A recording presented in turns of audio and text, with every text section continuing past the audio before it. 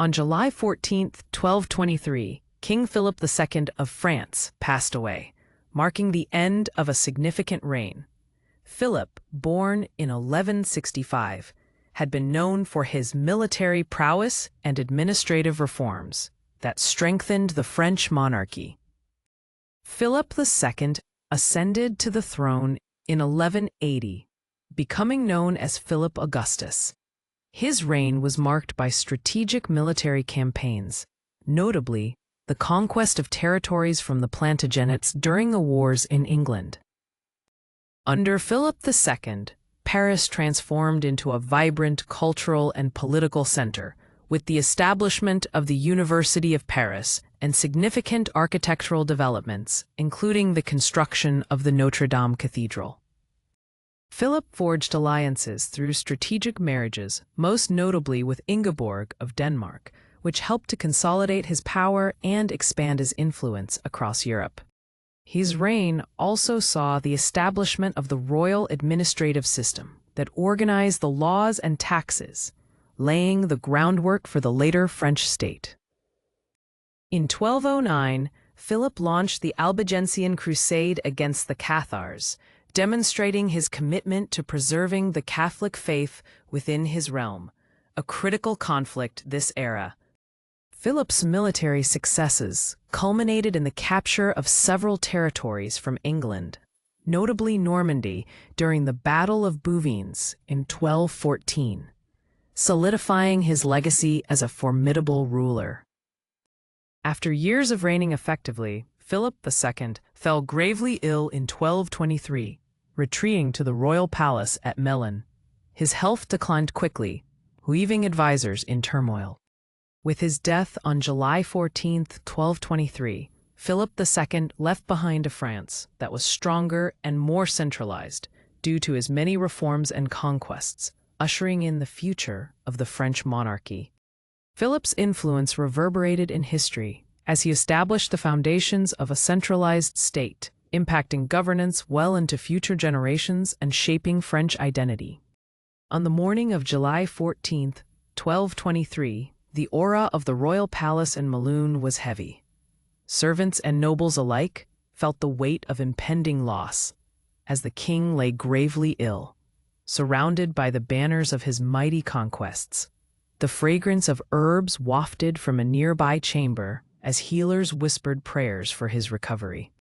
Noblemen gathered, their whispers echoing through the halls as they discussed the future of the kingdom. Outside, the garden was lush and vibrant, a stark contrast to the worry inside. Philip's reign had brought peace to many lands, but uncertainty lay ahead with his condition worsening.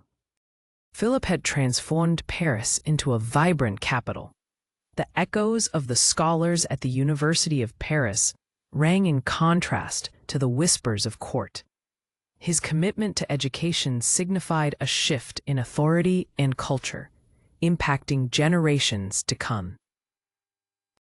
During his reign, Philip emphasized the importance of infrastructure. He constructed roads and bridges, connecting distant parts of France. The bustling towns flourished as trade routes opened under his reign, leading to economic growth. As Philip's health continued to decline, his loyal courtiers alerted Queen Ingeborg, who rushed to his side. The queen, known for her grace and strength, demonstrated unwavering support during this critical time in their lives.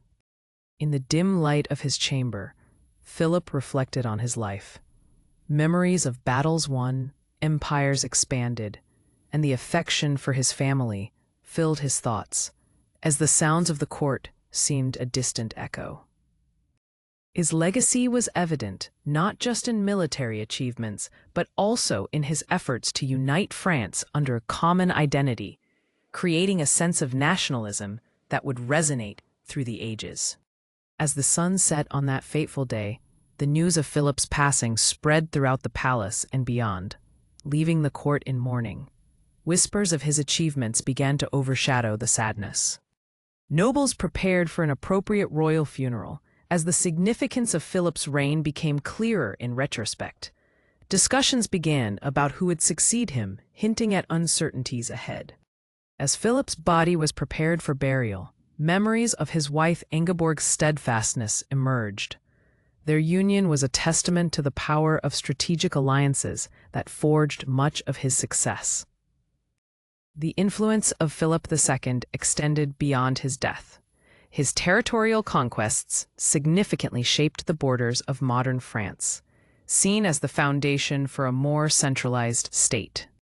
And news of his death sparked debates on succession.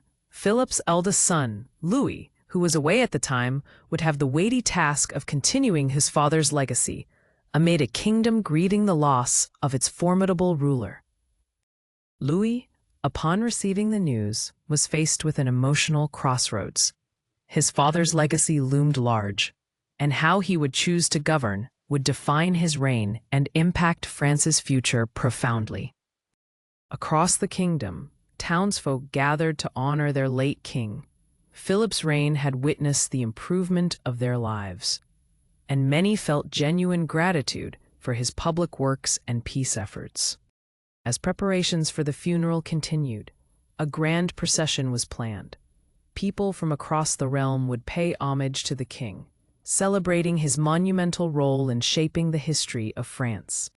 In the weeks that followed, the political landscape began to shift.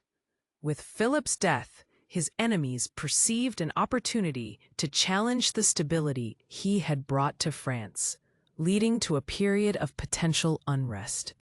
In the royal palace of Melun, whispers of Philip's condition spread swiftly among the courtiers, with many expressing despair as they contemplated a future without their king.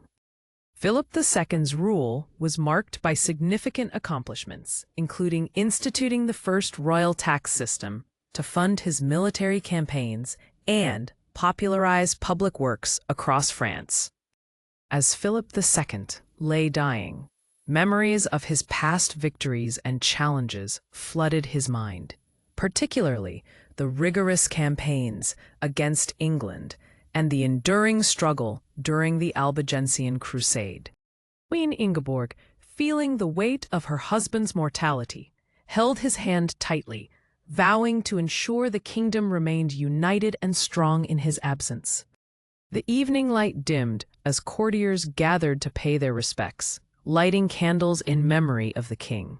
Their loyalty now shifted to the young heir, Louis. As news of Philip's death reached the public, celebrations were muted as citizens held vigils, showing deep respect and love for their deceased king. Amidst the mourning, Louis was reminded of the high expectations placed upon him by both his father's legacy and the nobles who sought stability in the throne. Philip's legacy would lead France into a new era of centralized governance, impacting future kings and the administrative framework of the country. The influence of Philip II extended beyond his death, as future monarchs emulated his methods of territorial acquisition and bureaucratic reforms, shaping national governance for generations. Philip's fervor for expanding French territory influenced military strategies for future crusades, as subsequent kings looked to his methodologies as a blueprint for conquest. With Philip II's passing, the French people held a grand funeral procession, honoring their king's contributions with pomp and circumstance across the city of Paris. Nobles debated the direction of the kingdom, weighing the risks of continued expansion versus the need for stability following the loss of their powerful king. The Albigensian Crusade, catalyzed under Philip's leadership, left a complex legacy of conflict in the south of France, which would resonate long after his death.